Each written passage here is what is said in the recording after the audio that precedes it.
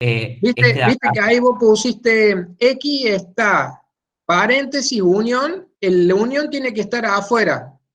O sea, X va a estar en la unión, estoy en el punto B, ¿no? Ah, claro, lo que pasa es que yo acá estoy probando la otra inclusión.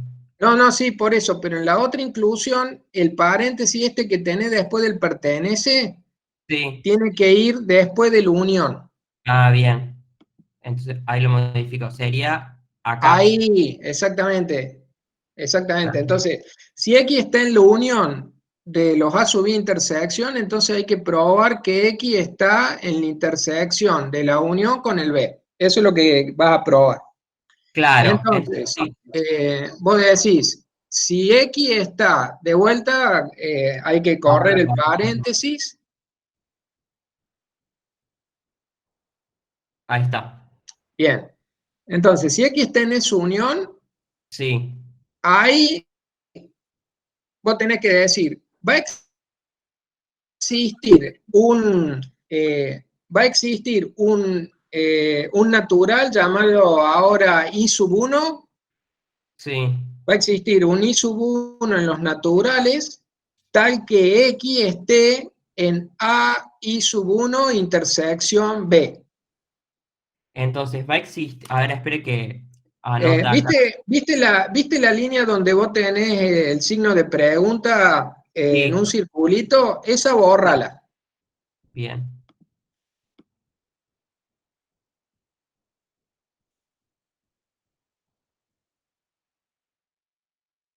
Esa bórrala. Y entonces es algo parecido a lo que hicimos en la otra. Vos decís, existe un I sub 1 perteneciente a los naturales, tal que X pertenece, paréntesis, a I sub 1 intersección B.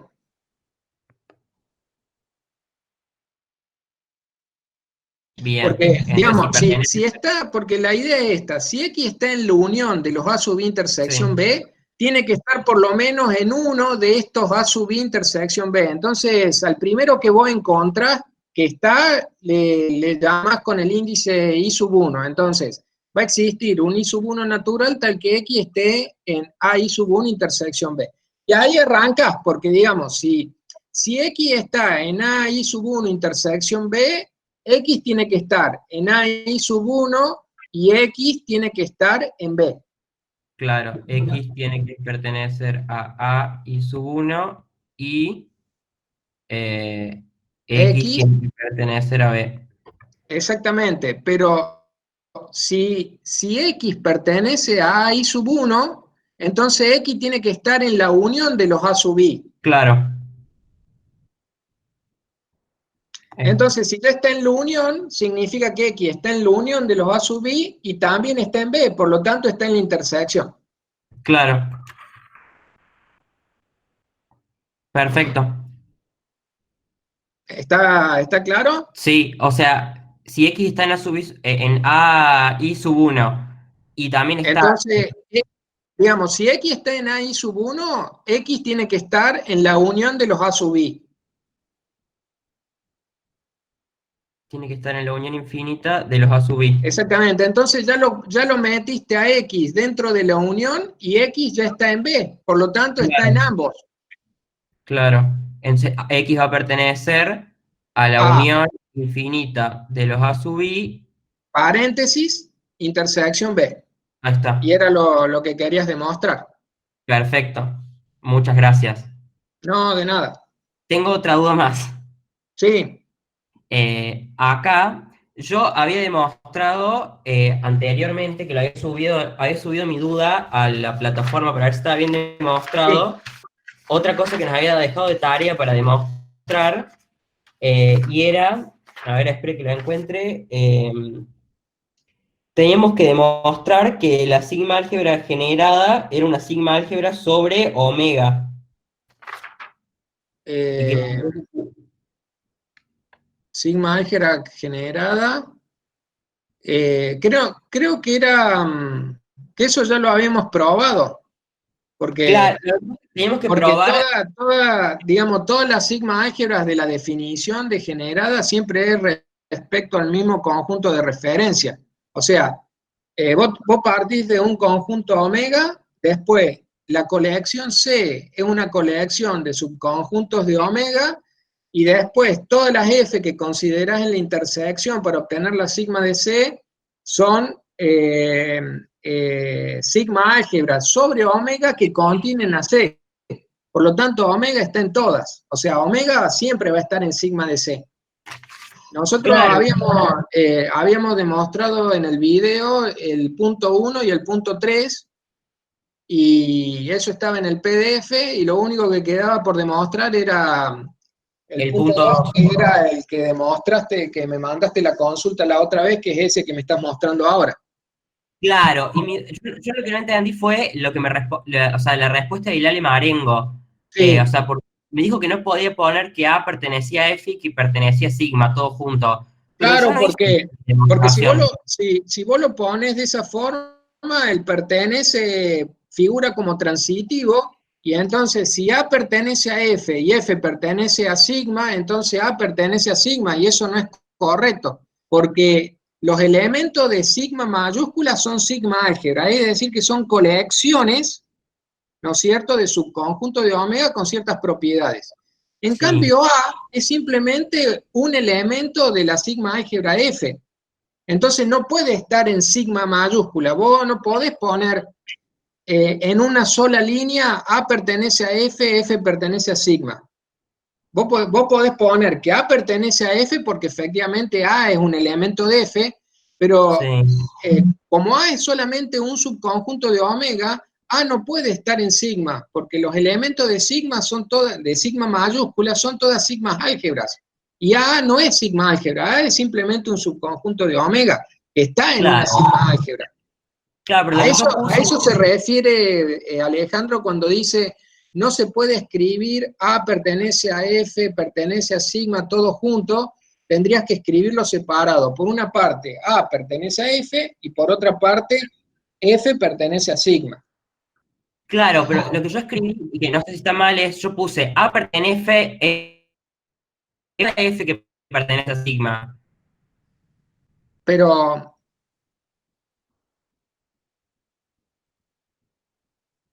a ver, A pertenece a F.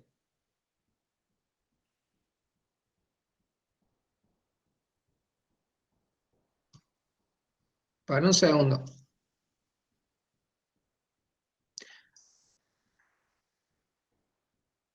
A pertenece a F, F pertenece a sigma. Ahí está separado en la ¿A dónde? demostración. Claro. Como F es sigma álgebra, A complemento está en F para cada F en sigma. Perfecto, eso es correcto. Lo que no sé, tendría que fijarme en todo caso en el foro a ver si hay algo adicional escrito, eh, por lo cual él te ha puesto eso ahí. Yo, o sea, o sea, yo lo único que publiqué fue eso que está viendo usted en la pantalla, por eso no entendía la corrección. O sea, no sabía O a qué sea, se refería. no pusiste otra cosa. No, nada más. Entonces no, yo pensaba que habías colocado algo en alguno de los otros foros o algo, y Alejandro se había fijado ahí. No, No, entonces sí, no está puesto lo que él te dice. ah, bueno. Entonces estaría bien esa demo, si la toman en un parcial Sí, o porque algo. esa demo es la que vos me mostraste la otra vez. Es la que publiqué en el foro, la única que publiqué, de hecho. Claro, pero ¿te acordás que vos me mandaste un mail o un mensaje? No, lo que pasa es que cuando uno publica en el foro, se manda también al mail. Ah, perfecto. Pero yo te lo contesté a eso que estaba bien, ¿o Ah, no? no, no lo he leído. Profe, disculpe, Sí. me meto, perdón. Yo le mandé el mail con la misma demostración y me la contestó que Ah, estaba correcta. perfecto, entonces me he confundido, listo. Sí. Perfecto, listo. No, pero es la misma demostración, entonces pensaba que era el mismo remitente. Disculpen, Ah, bueno. pero sí es correcta. Bueno, gracias, profe. Eran mis dudas nada más. ¿Listo? Bueno. Espere, me acordé algo más, perdón. Sí, En la demostración cuando estábamos viendo que si una serie, una sucesión decreciente de conjuntos que convergía el conjunto A, entonces la probabilidad de A sub n convergía la probabilidad de A.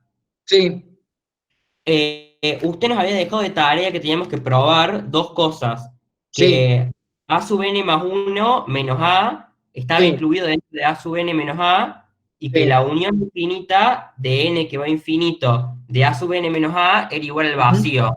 sí. No se me ocurre de ninguna manera cómo probar eso.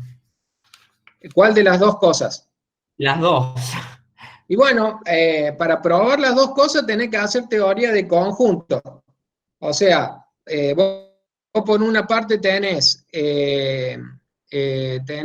era convergencia monótona decreciente, ¿no es cierto? Sí, Bueno, entonces vos primero tenés que partir cuáles son los elementos que están en A sub n más 1 menos A y cuáles son los elementos que están en A sub n menos A, y luego utilizar el hecho de que A sub n más 1 tiene que estar dentro de A sub n para poder concluir que uno de los conjuntos está dentro del otro. En este caso, si A sub n más 1 está dentro de A sub n, si le restamos a los dos conjuntos el mismo conjunto y el mismo conjunto que restamos está dentro de los dos, lo que tiene que pasar es que la inclusión se está manteniendo. Eso se prueba con teoría de conjunto, como vos hiciste la demostración esa de la unión de la intersección, pero ahora sí. dice, bueno, los elementos que están en A sub n menos A son los elementos que están en A sub n y están en el complemento de A. Después, y así sucesivamente, también con el otro, y utilizar la intersección entre A sub n, discúlpame que me voy a poner, Sí, porque sí. ya no me estás compartiendo la No, pantalla. no, no, no puedo compartir nada. Entonces, vos tenés dos conjuntos, tenés el A sub n, a ver, ahora les voy a compartir la pantalla.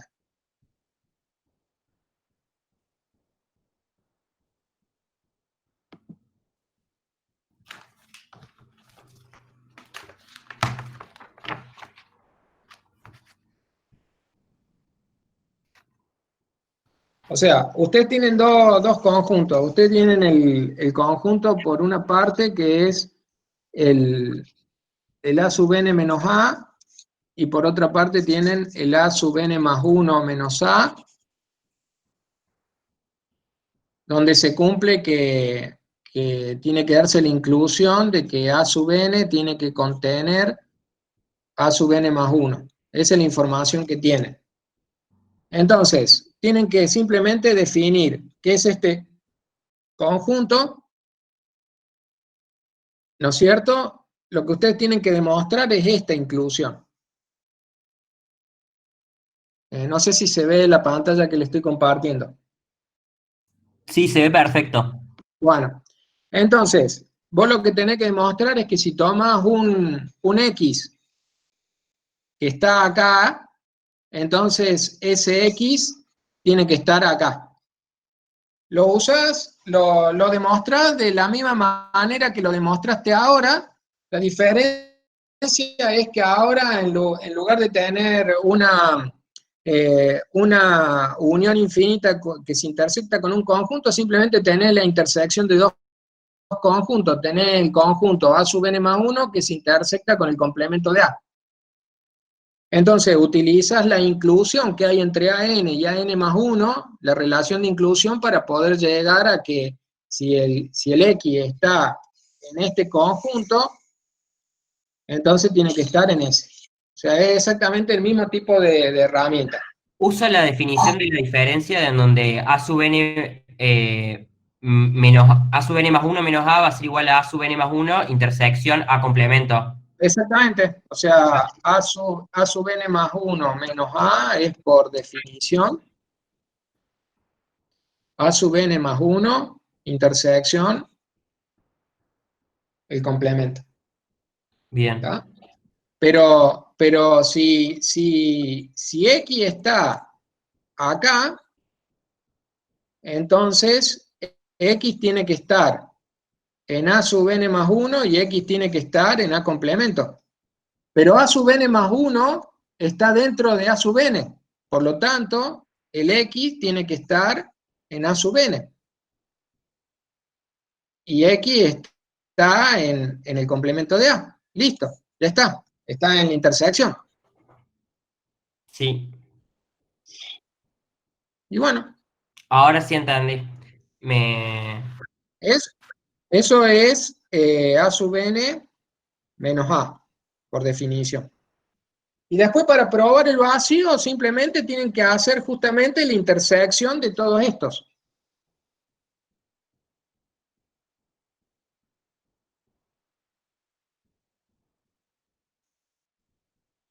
Y probar que es vacío.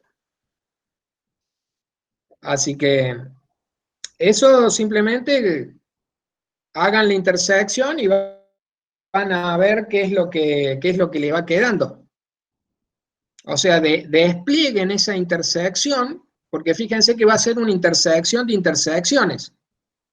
Porque A sub n menos A es A sub b una intersección. Entonces es la intersección de todos esos. Después agrupan, porque la intersección es asociativa, y van a ver lo que les va a quedar. Bien. Pero tienen que primero desarrollar esto para poder entender claramente por qué termina siendo el vacío. Bien, una pregunta, por ahí medio tonta. No puedo distribuir la intersección dentro de la resta, ¿no? ¿Lo has probado? Porque yo sabía desde un principio que la intersección de todos los A sub n, para n que va de 1 a infinito, es A. Entonces, si yo llegase a distribuir eso, me quedaría A menos A. Bueno, vos lo que tendrías que probar para poder usarla es primero probar, o sea, si vos querés utilizar un resultado y no estás seguro, lo primero que tenés que hacer es demostrarlo. Claro. O sea, si lo que vos decís es cierto, entonces vos lo que tenés que ver es si cuando vos tenés intersección para n que va de 1 hasta infinito, de, suponete, A sub n menos b, eso es igual a la intersección de A sub n menos b. Eso es lo que vos estás diciendo. Sí, Bueno, tenés que probarlo. perfecto. Si lo probas, ¿cómo se prueba? De vuelta, es la igualdad de dos conjuntos, con lo cual tenés que probarlo por doble inclusión. O sea, tenés que probar que el primer miembro está dentro del segundo miembro y que el segundo miembro está dentro del primero. Y efectivamente vos, utilizando la lógica de conjunto, llegué a esa conclusión, entonces efectivamente lo que vos decís es cierto. Bien. ¿Y se va a cumplir o no? No tengo ni idea porque nunca lo he probado. Ah, bien. Así no te puedo decir si es cierto o no. Yo lo que te digo es que vos directamente reemplaces esto por su igual y hagas la intersección de todo. Y entonces Bien. cuando lo despliegue a esa intersección infinita, ahí te vas a dar cuenta por qué es vacío. Eso es lo que yo digo. Pero si vos podés probar la doble inclusión, entonces podés utilizar eso y argumentar que, bueno, como la intersección de los A sub n es A menos A es A intersección A complemento y eso es vacío. Pero no podés utilizar una expresión que no has probado y que Claro. tampoco hemos visto en clase, digamos. Bien. Así que, Después, si tengo alguna conclusión, le mando un correo para ver si está bien. bueno, cualquier cosa antes de hacer la demostración, fíjate si en ese apunte de teoría de conjunto que yo les dejé aparece algún tipo de proposición que involucre a este tipo de intersecciones de diferencia y cosas de ese tipo. Ahora me fijo, porque el último capítulo hablaba sobre otras operaciones, sobre conjuntos, donde tenía en Claro, cuenta las infinitas y eso. exactamente, fíjate ahí y bueno, si no aparece, próbalo, ¿no es cierto? Y porque, digamos, si eso que vos decís es correcto, ¿no es cierto? En general tendría que ser correcto algo más general, que es, por ejemplo, esto, que la intersección para I que va desde 1 hasta infinito, de A sub I menos B sub I, eso tendría que ser igual a la intersección de los A sub I menos la intersección de los B sub I, si es Claro. distributiva, como vos Claro, decís. eso sin duda, ¿cómo se dice? Si la intersección infinita era distributiva con respecto a la diferencia de conjuntos. Claro, eso es lo que vos querés probar. Entonces, en todo caso, probate, si querés probar algo, probate esta que es la más general, porque después esta es un caso particular de esta que está acá abajo. Claro. Así que proba en todo caso la doble intersección de esto, a ver si es correcto. Gracias, profe. No, de nada.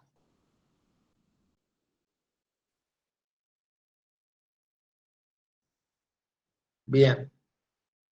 Bueno, ya estamos. Ahora le cedo la palabra a Mateo.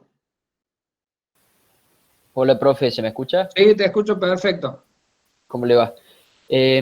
Yo tengo una pregunta que me surgió a partir de la autoevaluación, eh, que sería más o menos esto. ¿Me Sea va, omega, me va a compartir la pantalla o me lo no, vas no, a decir verbalmente? sí, sí, te lo digo verbalmente Bueno. porque me parece que es algo que puede ser simple. Ujú.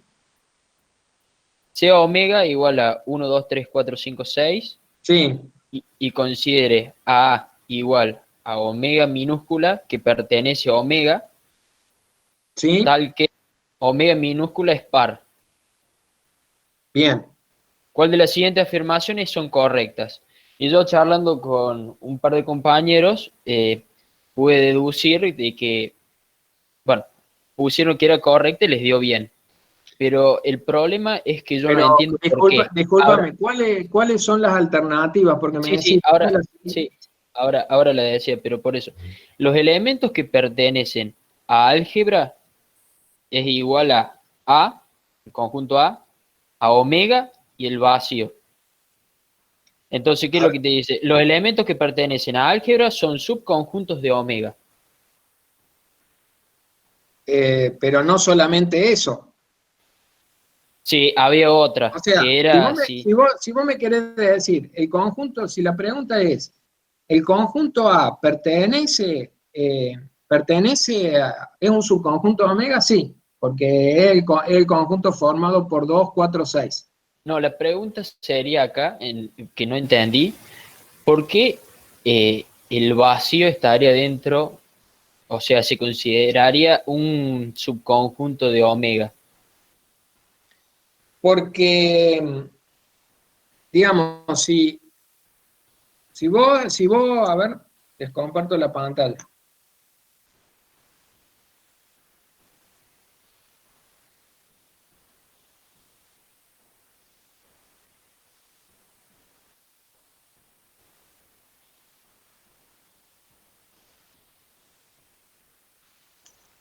Si vos querés probar que el vacío es un subconjunto de omega, discúlpame que me ha sonado como que hay alguien que quiere entrar. Eh, entonces, les vuelvo a compartir.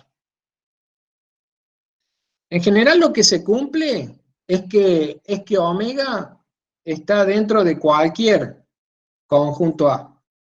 ¿Por qué? Porque si esta afirmación fuese falsa, si fuese falsa, existiría un elemento A en el vacío tal que A no estaría en omega. Y no vas a encontrar ningún elemento que cumpla eso porque el vacío es vacío, no hay nada adentro. Por lo tanto, por definición de inclusión, recuerden que A está incluido en B, o sea, que A no esté incluido en B significa que existe un X en A, tal que X no está en B. Bueno, eso no se da. Por lo tanto, si no se da, entonces se tiene que dar lo otro. Entonces lo vacío está en omega. No sé si está claro eso. Profe, Es teoría de conjuntos, digamos. Bien, no, sí, porque lo que pasa también que empecé a ver de vuelta la grabación de la parte 3 de la unidad 1 y al final decía, esto también me hizo surgir más la duda, que decía que, a ver si se lo busco, que omega es un conjunto no vacío. Entonces ahí ya dije, no, tengo que preguntar al profesor porque no entiendo. No, no, no. Una cosa es el vacío y otra cosa es el omega. El omega nunca es un conjunto vacío porque a vos te interesa analizar experimentos aleatorios. Entonces, si tu experimento no arroja ningún resultado, ¿qué experimento aleatorio vas a analizar? Ninguno. Por lo tanto, si vos querés hacer un análisis de un experimento aleatorio, el omega tiene que tener por lo menos un resultado. No puede ser el vacío. Ahora, una cosa es que el omega sea no vacío y otra cosa es que el vacío no esté dentro de omega. El vacío está dentro de cualquier conjunto, dentro de omega, y si vos tomás este conjunto A que vos me dijiste que era los omega tal que omega es par, el vacío está dentro de A también. Bien, sí, sí, ahí. El vacío está dentro del conjunto 2, 4, 6, y está dentro de cualquier conjunto.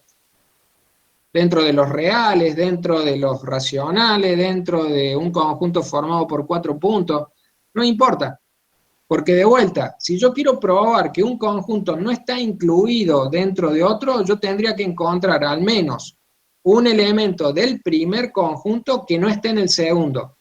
Y la pregunta es, ¿puedo encontrar un elemento del vacío que no esté en el conjunto omega o en el conjunto A o en cualquier conjunto? No, no voy a encontrar ninguno. Entonces, si no encuentro ninguno, significa que se está dando la inclusión. Bien, perfecto, muchas gracias. Por eso digamos que uno no puede estudiar matemáticas sin tener en algún momento algún contacto con la lógica proposicional. Porque, digamos, toda la lógica de la matemática está basada en el sí, entonces, el sí, solo sí, las pruebas por contraposición, por reducción al absurdo, todo está basado en la lógica proposicional. Entonces, el fundamento de por qué el vacío está dentro de cualquier conjunto es básicamente tiene su raíz en la lógica, ¿tá? En la lógica sí, el vacío es el complemento de omega, exactamente. ¿Por qué? Porque si el omega es todo, el complemento es lo que resta, pero lo que resta al todo es la nada, o sea, es el vacío. ¿Tá? Pero, digamos, son dos cosas distintas, porque una cosa es que el vacío sea el complemento de omega, porque todos los complementos se toman respecto de una... por ejemplo, si yo tengo un conjunto, si yo tengo un conjunto, omega, y después tengo un subconjunto de omega, supongamos A, la pregunta, ¿qué es el A complemento? Bueno, el A complemento siempre es una resta. Son todos los elementos que están en omega, pero que no están en A. Es decir, la toma de complemento siempre se realiza respecto de un conjunto de referencia. Por lo tanto, yo no puedo tomar complementos si antes no me dicen cuál es el conjunto de referencia. Cuando en el conjunto 2, 4, 6, si yo te pregunto cuál es el complemento, vos me vas a decir 1, 3, 5, porque implícitamente me estás tomando como conjunto de referencia el conjunto omega formado por los primeros 6 números naturales. Entonces, siempre el complemento tiene que tener un conjunto de referencias. Si a mí no me dicen sobre qué conjunto voy a tomar la diferencia, yo no puedo calcular ningún complemento. Eso está claro. Ahora, una cosa es que el vacío sea el complemento de omega, porque básicamente lo que me está diciendo es, bueno, si A complemento es omega menos A, ¿qué sería entonces omega complemento? Y omega complemento va a ser omega menos omega, pero omega menos omega es simplemente el vacío. Eso es una cosa. Y otra cosa distinta es decir, bueno, yo quiero probar que efectivamente el vacío está dentro de omega. Eso es otra cosa. Entonces, de vuelta, si yo quiero probar que un conjunto está dentro de otro, tengo que hacerlo por lógica de conjunto, no queda otra. Pero son dos facetas de omega distintas. Una es que es complemento de omega y otra que el vacío está dentro de omega, pero así como está dentro de omega, el vacío está dentro de cualquier conjunto. Profe, perdón que lo interrumpa. Ya Sí, que está. En el apunte que nos dejó de teoría de conjuntos, decía que cuando queremos probar la doble inclusión, sí. pero uno de los conjuntos era el vacío, bastaba solamente con probarla en una sola dirección. A ver, Y no ¿cómo entendí es por eso? en la página, espere que lo busque, Sí, dice, suponga que A es un conjunto y queremos mostrar que A es el vacío. sí. Una de las inclusiones, por ejemplo, que A está incluido en el vacío, o sea, va a ser Esa es la que tendrías que probar, porque la inclusión de que el vacío está en A siempre se cumple. Entonces solamente probás la primera. Si digamos, si el... A ver, esperen un minuto. Te voy a insertar una hoja. Si yo tengo un conjunto A y yo quiero probar que ese conjunto A es el vacío, entonces yo tendría que probar doble inclusión. A dentro del vacío, vacío dentro de A. Pero esta siempre se cumple. Como siempre se cumple que el vacío está dentro de cualquier conjunto, yo esta no necesito probarla porque eso ya está probado. De hecho, es una de las características del conjunto vacío es que está dentro de cualquier conjunto. Por lo tanto, lo que queda probar es solamente la primera. claro, ahora sí entendí por qué. ¿Está? Bien. No sé si Mateo, tenés alguna otra duda. No, está bien. Eso era la duda, más que todo. Muchas gracias. Perfecto. No, de nada.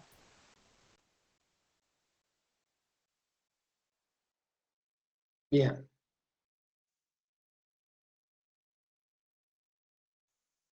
Tenemos acá a Victoria. Hola, profe, ¿me escucha? Sí, te escucho, Victoria. Bueno, mi duda es sobre la probabilidad condicional, que había Sí. uno de los comentarios que hacía en el video que establecíamos que la probabilidad de A dado B se podía definir como la probabilidad de A si la probabilidad de B es igual a 0. O sea, la probabilidad de A dado B era la probabilidad de A si el evento por el cual uno está condicionando es un evento de probabilidad 0. Claro. Sí, Mi duda es la siguiente. Nosotros cuando, definimos la probabilidad dado B como la probabilidad de A intersección B sobre la probabilidad de B, y sí. después decimos que la probabilidad de intersección B va a ser igual a la probabilidad de B por la probabilidad de A dada B, que sería eso la probabilidad de A. ¿Por qué sería probabilidad de B por probabilidad de A y no 0, si la probabilidad de B era igual a 0? O sea, las dos cosas son ciertas. O sea, si vos decís, bueno, a ver, comparto pantalla ahora.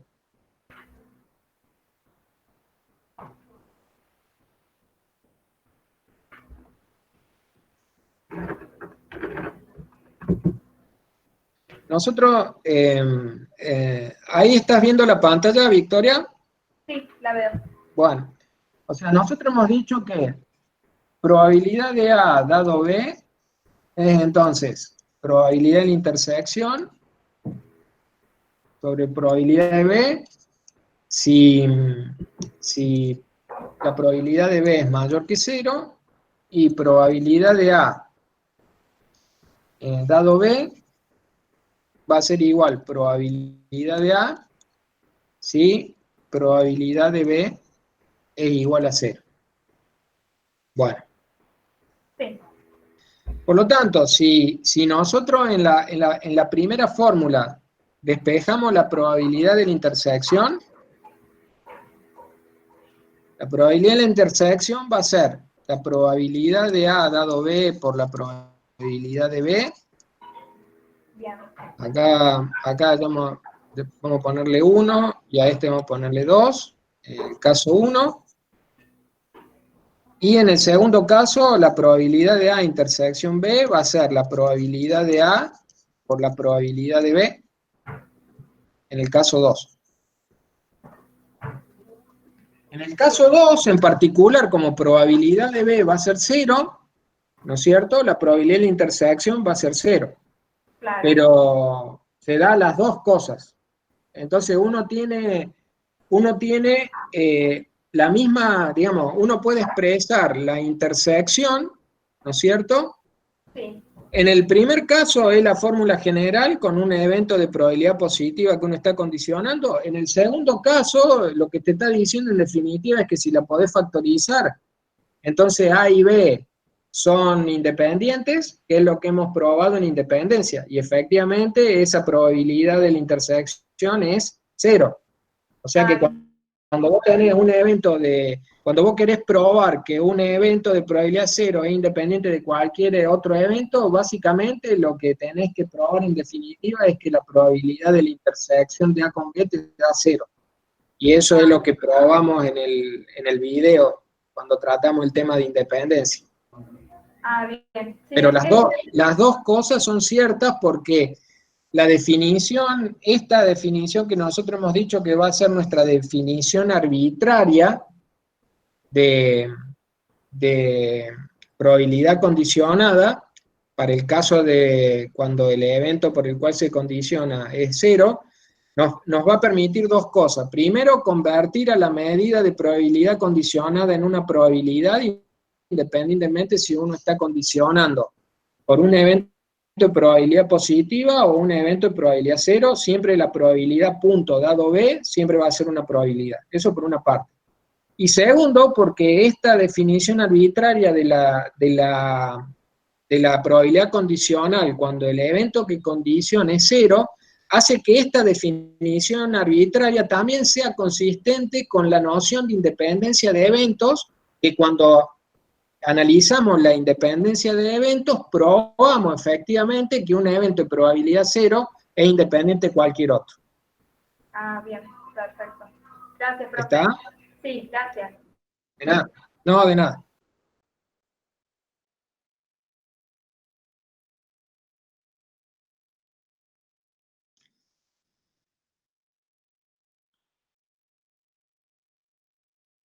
Le doy la palabra ahora a Pedro. Profe, hola. Hola, ¿cómo andás? Claro, buenas tardes. Sí, yo tenía dos dudas, no sé si hay tiempo para preguntarle dos o una sola. Sí, no hay problema. Lo que sí te pediría, a ver si podés poner el volumen un poquito más alto porque tengo poco retorno. No sé si tus compañeros están en la misma. Te escucho como, puede ser que estés lejos de la compu. ¿Ahí está mejor? Sí, ahí sí. Bien. Listo, estoy pegado a la compu. ¿Cómo es? Sí. Mi primera duda era sobre la definición de la sigma álgebra de Borel. Sí.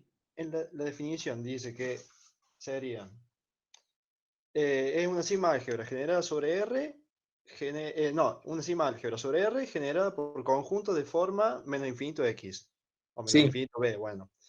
Sí. Bien, y después cuando veíamos que los conjuntos A abierto, B, bueno, cuando vimos todos esos conjuntos, Todos los intervalos. Y todos los intervalos, perdón. Sí. ¿Esos intervalos están dentro de la misma sigma álgebra menos infinito B?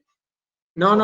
Otros Borelian, o son otros Borelian. No, o sea, menos infinito B no es la sigma álgebra, sino que todos los intervalos de la forma menos infinito B es la clase base que genera la sigma álgebra de Borel. Es decir, dentro de la sigma álgebra de Borel van a estar todos los intervalos de la forma menos infinito X o menos infinito B cerrado con B en los reales. Bien. Ahora, como esta colección tiene estructura de sigma álgebra, porque ya demostramos que toda sigma álgebra genera de sigma álgebra, significa que si uno realiza operaciones de conjunto sobre esa colección, el resultado va a ser un conjunto que va a estar en la colección. Entonces comenzamos a hacer operaciones de conjunto y a través de esas operaciones de conjunto fuimos viendo que todos los otros tipos de intervalos también están ahí adentro de la sigma álgebra de Borel. Pero básicamente la sigma álgebra de Borel es una colección de subconjuntos de los reales, donde todo conjunto que sea un intervalo va a estar ahí adentro, no importa si es abierto, cerrado, semicerrado, ¿cómo se llama? Un átomo en el sentido de un cerrado degenerado. Todos esos intervalos van a estar, y ahora si yo empiezo a realizar operaciones de conjuntos sobre todos estos intervalos, voy a obtener otro subconjunto de los reales, pero que ya no van a ser intervalos, que también van a estar dentro de la sigma álgebra de Borel. O sea que básicamente hay borelianos que no son intervalos, pero todo intervalo es un boreliano. Porque básicamente un intervalo de los reales, si yo lo pudiera representar, tiene que ser un segmento continuo. O sea, les comparto la pantalla.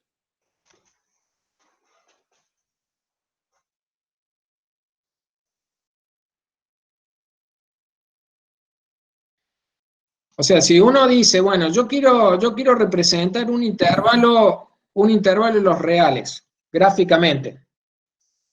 Bueno, esta es la recta de real, acá tenemos el 0. Bueno, si es un intervalo de reales positivos, y bueno, eso tiene que ser un segmento de recta continuo. Si yo tengo, por ejemplo, un conjunto que es, por ejemplo, este segmento unido este segmento, por ejemplo, AB, entonces A unión B es un boreliano, pero no es un intervalo, porque no es un segmento continuo. Está acá todo este vacío entre medio. Entonces, de vuelta, ¿qué hay dentro de la sigma álgebra de Borel? Todos los intervalos posibles, más todos aquellos conjuntos de los reales que pueden derivarse de operaciones de conjuntos sobre intervalos. No sé si con eso aclaré la duda. Sí, mi duda era que, claro, que cuántas sigma álgebra de Borel se podían tener. No, sigma álgebra de Borel hay una sola. Ah, Una cosa es la colección y otra cosa cuántos elementos tiene la colección. La sigma álgebra de Borel es una sola. es una sola colección. Es una sola colección que adentro tiene todos estos conjuntos, todos los intervalos posibles y todos los conjuntos que se pueden obtener a partir de operaciones de conjunto utilizando intervalos. Ahora, lo que demuestra ahí un teorema que está en Rincón es que la sigma álgebra de Borel yo la puedo generar utilizando como clase C cualquier tipo de intervalos. Puedo generarla como la definición que nosotros vimos, que son a partir de la colección de todos los intervalos de la forma menos infinito X, pero el teorema que está en Rincón dice que uno lo puede generar a partir de los intervalos, supongamos, X abierto más infinito, o a través de los intervalos X cerrado más infinito, o a través de los intervalos AB abierto, o AB cerrado, o A abierto B cerrado, o A cerrado B abierto. De hecho, en en la guía hay un ejercicio para demostrar eso. Que si uno toma otra colección de intervalos como clase C y define la sigma álgebra generada por ese tipo de intervalo, el resultado final sigue siendo la sigma álgebra de Borel. Pero la sigma álgebra de Borel es una sola. Y adentro de esa colección hay infinidad de conjuntos. De hecho, una cantidad no numerable de conjuntos, porque ya, si estamos hablando de que la clase que la engendra es la clase de los menos infinitos x, y x es real, y la cantidad de números reales es no numerable, entonces la cantidad de intervalos de la clase base es no numerable. Claro. Bien, bien. ¿Está? Y la otra duda que tenía, profe, respecto a la unión de dos sigma álgebras, Sí. que, bueno, si dos sigma, ¿cómo es? Podría ser que, digamos, que la unión de dos sigma álgebras es sigma álgebra si estas fueran iguales. No sé Es si que se si son entiende. iguales tenés una sola. Ah. Porque hay un ejercicio en la guía que dice que demuestre que si una sigma álgebra está incluida, el incluido o igual, como es el que tiene el símbolo de Claro, pero igual. tiene que ser inclusión, o sea, eso vale para la inclusión de la igualdad, pero la igualdad es trivial, porque si yo uno F1, F2 y F1 es igual a F2, tengo F1. Y también es cierto si yo tengo la unión de F1 y F2 y supongamos que F2 está dentro de F1. Eso también. Claro, Si vos querés demostrar eso, tenés que utilizar la relación de inclusión entre F1 y F2 y tenés que utilizar justamente, una vez que utilizas eso, tenés que ver que F1 unión F2 satisface las tres axiomas de una sigma álgebra. Es decir, que omega tiene que estar, que si tomas algo que está en la unión y le tomas complemento, el complemento está, y entonces ahora lo que tenés que hacer ahí es ahí vas a tener dos casos, porque vos el conjunto A que tomas puede estar solamente en A, o puede estar en A, discúlpame, el conjunto que vos tomás puede estar en F1 o puede estar en F1 y en F2. Entonces tenés que demostrarlo para cada uno de esos dos casos.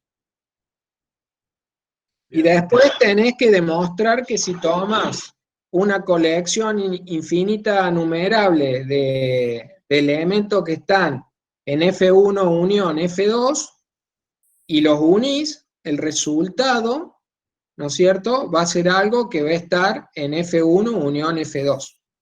O sea, tiene que ser, si vos querés probar que algo es sigma álgebra, tenés que probarlo por los axiomas. Entonces eso es lo que deberías probar, los tres axiomas. Obviamente que las dos sigma álgebras tienen que ser sigma álgebras de subconjuntos del mismo conjunto de referencia, si no, no tiene sentido hablar de nada ahí. claro. Tiene que ser Sí, sí, F1 y F2, dice que sí, pertenecen al mismo omega. claro, sí, tienen que ser F1, F2, sigma álgebra de subconjuntos de omega, y una de las sigma álgebras tiene que estar adentro de otra.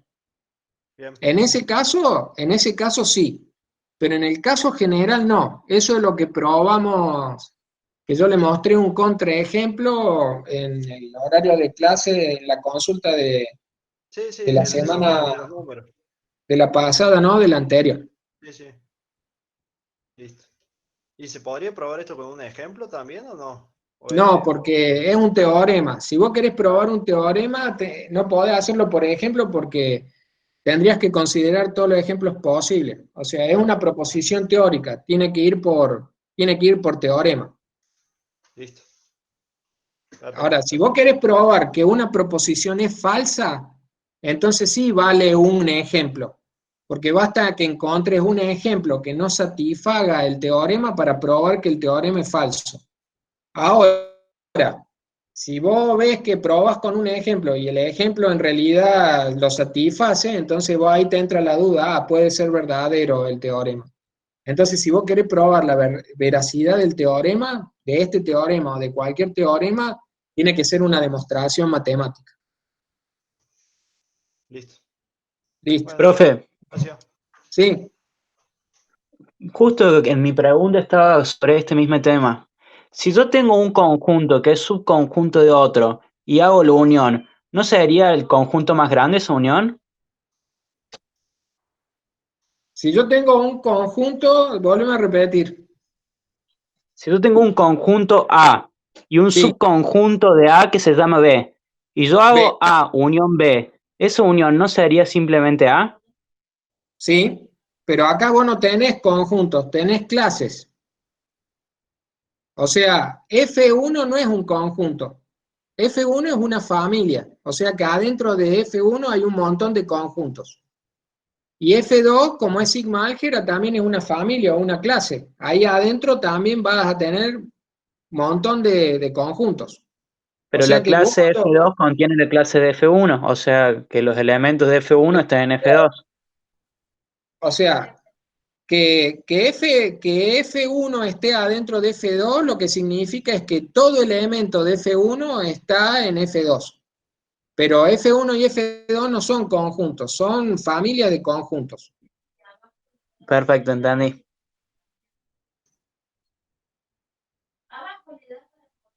Les dejo de compartir. Me voy a fijar si hay más consultas. Acá está Nacho. Sí, sí,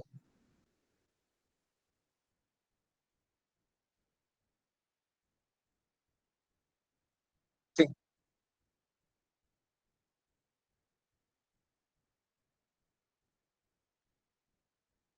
A ver, volveme a repetir.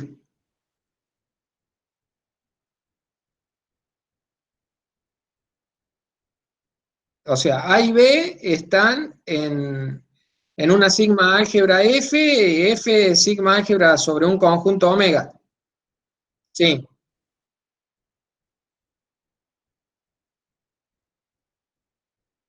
Y bueno, eso es lo que les dije en el video de la parte de sigma álgebra, que probamos que la intersección estaba, luego que probamos la intersección vimos que la diferencia estaba, porque la diferencia de conjunto es la intersección de dos conjuntos, y luego les dije que la diferencia simétrica también estaba, porque la diferencia simétrica era la unión de dos diferencias, y cada diferencia era una intersección, por lo tanto la primera intersección iba a estar, la segunda intersección iba a estar, y si uníamos dos cosas que estaban, la unión también iba a estar. Eso está en el video. Listo. A ver, esperen un segundo. De nuevo, a ver, Federico, te voy a mandar a la cola, ¿sabes? Voy a primero, como María Noel no ha hecho ninguna pregunta, No hay primero drama, no hay drama. la voy a atender a ella. María Noel. Hola, profe. Sí, ¿cómo andás? ¿Se escucha ahí? Sí, te escucho Bien. perfecto. Yo tengo una consulta de la probabilidad de B cuando es igual a 0. Sí, Que nosotros tenemos que los eventos de probabilidad 0 son independientes de cualquier otro. ujú, Esto lo dio en el último videíto. sí, Cuando nosotros, o sea, que ha demostrado que la probabilidad de A intersección B es igual a probabilidad de A por probabilidad de B. sí. Pero si nosotros tenemos probabilidad de B igual a 0, ¿todo eso no sería 0?